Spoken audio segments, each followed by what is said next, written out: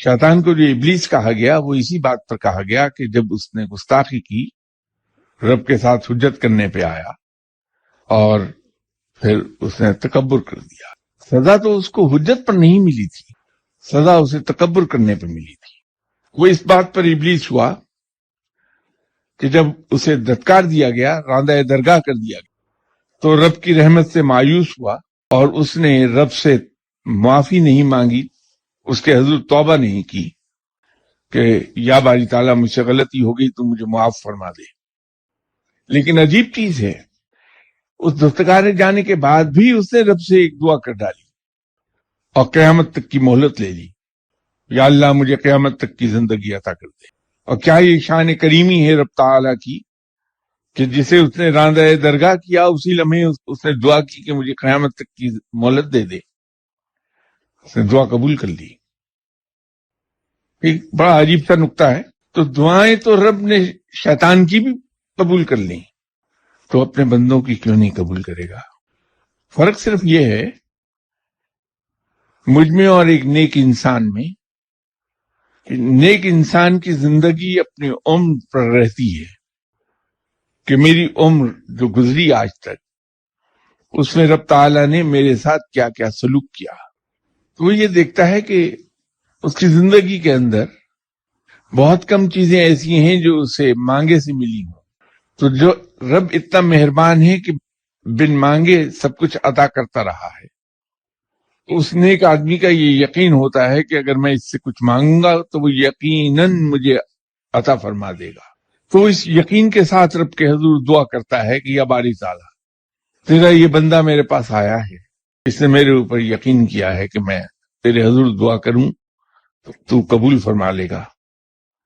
یا اللہ تو اس گمان کو قائم رکھ اور تو مہربانی فرما دے، اپنے اس بندے پر تو رحم کر اور اس کی مراد پوری کر دے۔ وہ رب سے یہ نہیں کہتا کہ اگر تو چاہے تو یہ کام تو کر دے۔ ہم انسان کی خودداری کی سطح سے نیچے چلے گئے اور ہمارا ایمان ڈاواڈول ہو گیا۔ یہ بات شاید اس پر اعتراض ہو آپ حضرات کو کہ دعا کرانے سے ایمان کیسے ڈاواڈول ہو گیا۔ وہ اس طرح سے کہ میں نے اپنے رب کو معلوم نہیں کیا سمجھا کہ وہ میری دعا تو نہیں سنتا لیکن اس آدمی کی دعا سن لے گا۔ یہ ایک عجیب نقطہ ہے اس کو کہ میں اپنے والد سے اگر کوئی کام کروانا چاہتا ہوں اور میں کسی اور کے پاس چلا جاؤں کہ کسی دوست کے پاس اور ان سے جا کے ریکویسٹ کروں کہ آپ میرے والد کے دوست ہیں، میرا یہ کام ہے میرے اپنے والد سے،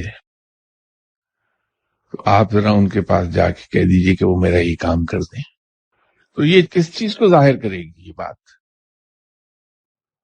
کہ مجھے اپنے والد اور اپنے درمیان جو رشتہ ہے باپ بیٹے کا اس کی مضبوطی پر شک ہے۔ تو یہ بندگی کی شرائط کے خلاف ہے کہ اس پر شک کر لیا جائے۔ جو ہمارا رشتہ ہے اپنے رب کے ساتھ وہ بندے کا اور آقا کا ہے۔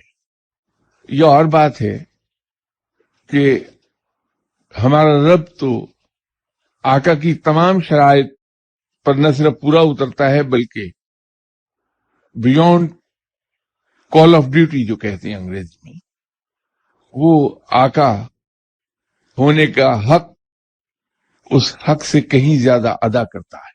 لیکن ہم بندگی کی ان شرائط کو توڑ دیتے ہیں جب اس کے حضور سفارشوں کی تلاش میں نکلتے ہیں کہ انسان کے دماغ کے 3 لیول ہیں، ایک کانشیس مائنڈ، دوسرا سب کانشیس مائنڈ اور تیسرا انکانشیس مائنڈ۔ تو کانشیس مائنڈ دعا کرتا ہے اور اس کے بعد وہ شفٹ ہو جاتی ہے سب کانشیس مائنڈ کو، اور سب کانشیس مائنڈ دعا کرتا رہتا ہے اس وقت تک جب تک کہ دعا قبول نہیں ہوتی۔ وہ جو ہمارے اندر کیفیت آتی کہ دعا مانگنے کے بعد ہم سکون میں آ جاتے ہیں، وہ اسی کے نتیجے میں یہ چیز پیدا ہوتی انسان میں۔